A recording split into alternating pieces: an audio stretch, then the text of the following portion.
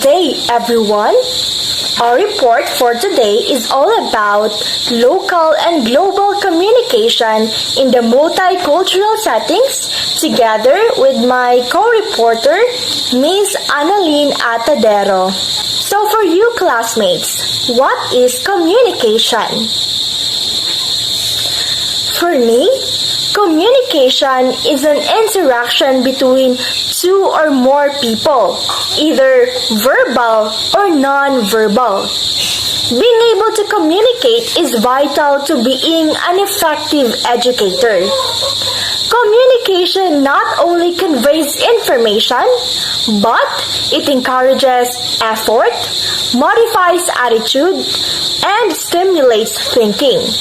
Without it, stereotypes may develop, messages become distorted, and learning is stifled. And now, what is local and global communication? Or what's the difference between the two?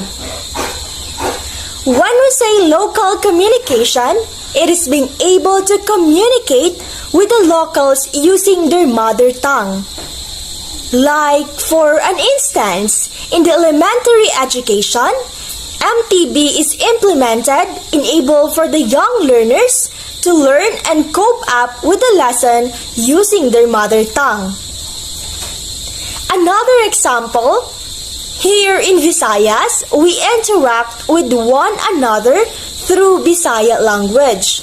The Philippines consists of 7,107 islands, and that islands uses 187 spoken languages.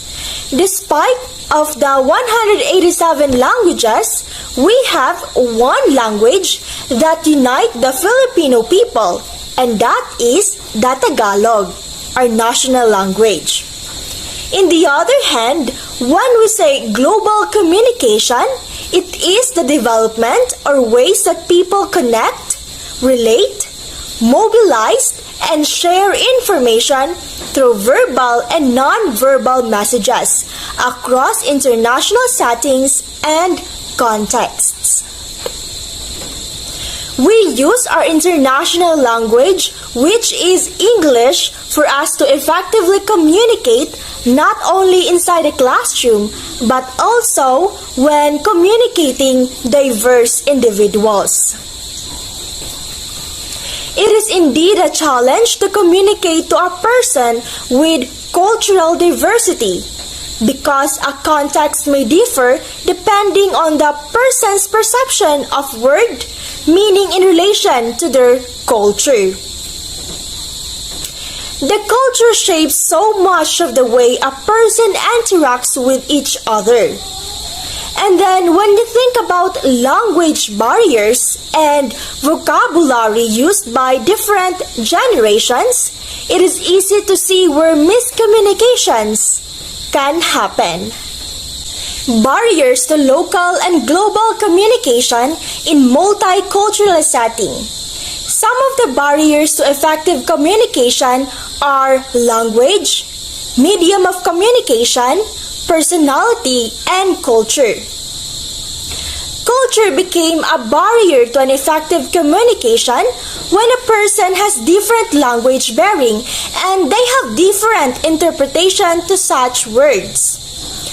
For example, here in the Philippines, the word AWAY means to fight.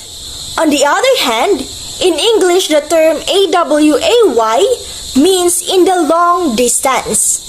Same spelling, but different meanings. And this may lead to misunderstanding if we use this word to English people when communicating. Another term is langgam. Here in Visayas, langgam refers to a bird, while in Tagalog, langgam refers to an ant. Again, same spelling but different meaning, depending on the area using it. And this may lead to miscommunication. The next report will be continued by Ms. Annalyn Atadero. Thank you. Good day everyone, I am Annalyn Atadero. So for today's video, I will going to continue the discussion of local and global communication in the multicultural settings. So what does cultural diversity mean? Cultural diversity or multiculturalism, it refers to a society or group that is made up of many different people, which includes people from different countries, with different races and as well as the religions, who have different interests, skills, and beliefs. Cultural diversity also is about respecting our differences and celebrating with what others can offer to society. Why is cultural diversity is it important? It's because cultural diversity is necessary for us to have peace, sustainability, and also the development. Learning about various cultures help us to understand different perspective and help us to eliminate negative stereotypes and basis against different groups. Cultural diversity makes our society a more interesting place to live. Cultural differences should not separate us from each others, but rather cultural diversity brings a collective strength that can benefit all of humanity, according to Robert Allen. So the importance of diversity and cultural awareness in the classroom. In increasingly diverse and multicultural society, it's more important than ever for teachers to incorporate culturally responsive instruction in the classroom, whether teaching elementary school, middle school, or high school students. And the increase of diversity doesn't only relate to race and ethnicity. It can include students of different religion, economic status, sexual orientation, gender identity, and language background. Fostering inclusion and awareness around multicultural education and taking a culturally responsive approach to teaching benefits all students. Not only does creating greater multicultural awareness and inclusion help students with different backgrounds and needs to succeed, but it encourages acceptance and help prepare students to thrive in an exponentially diverse world. So, like in the classroom settings, teachers are dealing students with different beliefs, backgrounds, costumes, and social behaviors that are reflected in their everyday lives. As a teacher, in order for the students to understand their differences, we need to incorporate cultural diversity in our subject matter so that in the gradual process they can understand well and learn how to communicate and respect their differences. In addition, we interact with other people to build trust, respect, and understanding across culture. Furthermore, this diversity makes our country more interesting place to live, as people from various cultures contribute new skills, new ways of thinking, and new knowledge from different experiences. So how do we manage diversity in the classroom? First, get to know our students. As a teacher, the first thing that she can do is that the cultural awareness is promoted in the classroom setting to comprehend each student on an individual level. Take time to learn about each student's cultural backgrounds, hobbies, learning style, learning styles, and what makes unique. Demonstrating a genuine interest in learning about each student's and their culture will help establish trust and allow you to form a bond with them so that they can feel valued. If the students feel appreciated by and comfortable with their teachers, there's a better chance that they are comfortable in taking communication.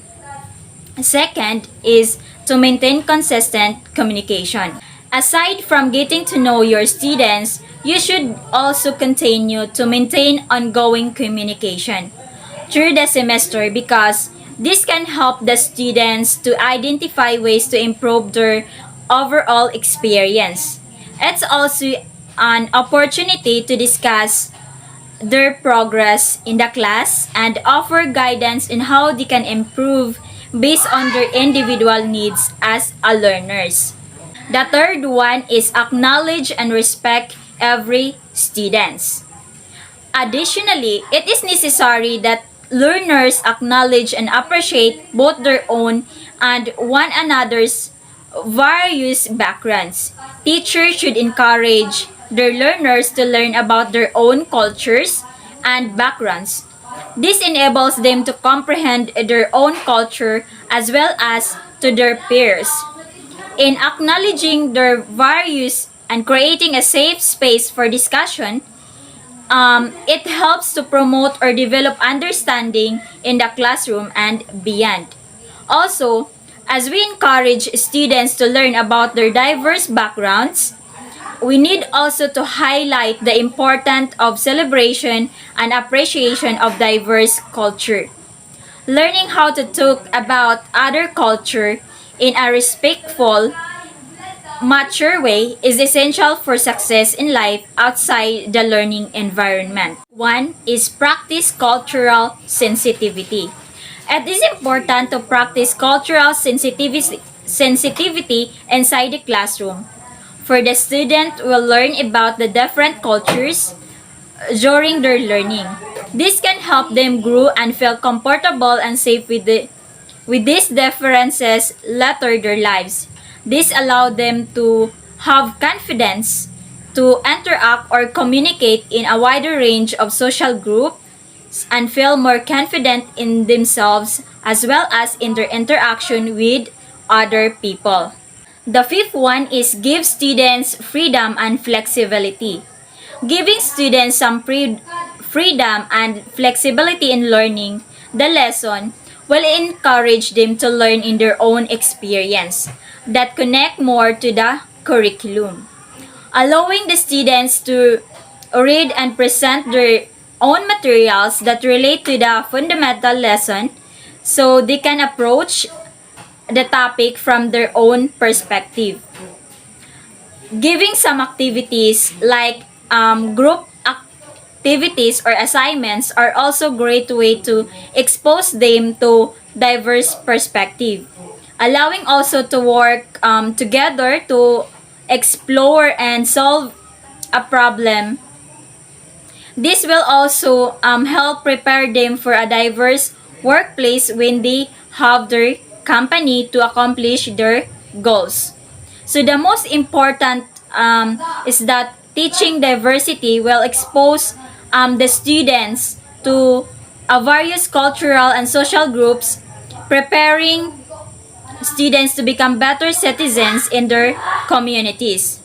Thus, if the students who understand diversity and gain cultural awareness in the classroom are better prepared to succeed in the workplace. So how can we respond to the call of cultural diversity? First, increase your level of understanding about other cultures by communicating with people outside of your own culture. Meaningful relationships may never be developed simply without communication. Second, do not impose values in others that may bring conflict or inconsistencies with other cultures. Third, when interacting with others who may not be proficient in English, we must bear in our minds that language differences do not reflect their level of intellectual ability.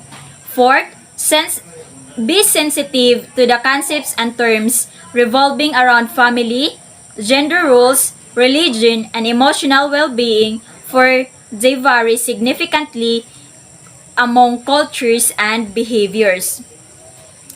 The fifth one is within the workplace, educational settings, and medical setting, use materials that are acceptable among various cultural groups within the local community and the society in general. 6. Avoid behaviors that show cultural insensitivity, bias, or prejudice. 7. Be proactive in listening, accepting, and welcome people and ideas that are different from your own. Cultural diversity supports the idea that every person can make a unique and positive contribution to the larger society despite their differences. Imagine a place where diversity is recognized and respected. Various cultural ideas are acknowledged and valued contributions from all groups are encouraged. People are empowered to achieve their full potential and differences are celebrated. Communicating across cultures is challenging. Each culture has set of rules that its members take for granted.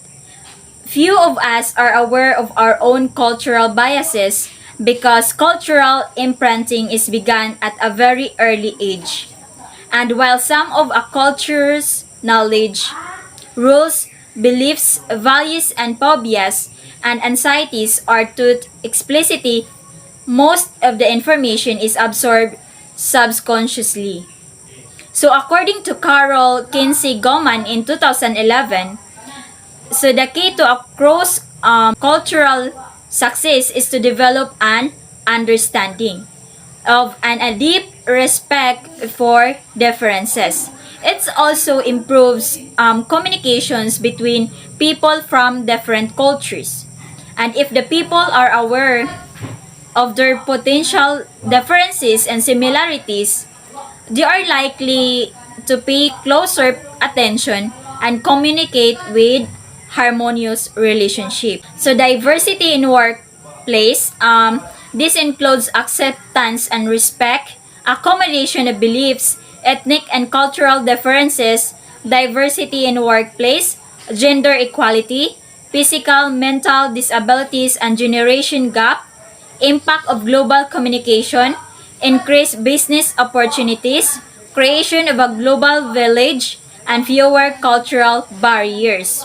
Diversity in workplace is all about creating an inclusive environment, accepting of every individual differences.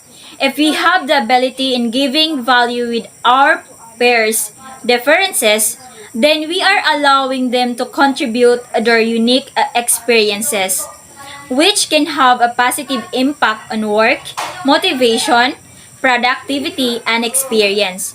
So it is important that we need to accept and respect the individual differences so that we can build a strong communication and harmonious relationship with our peers. So that's all for our discussion in local and global communication in multicultural setting.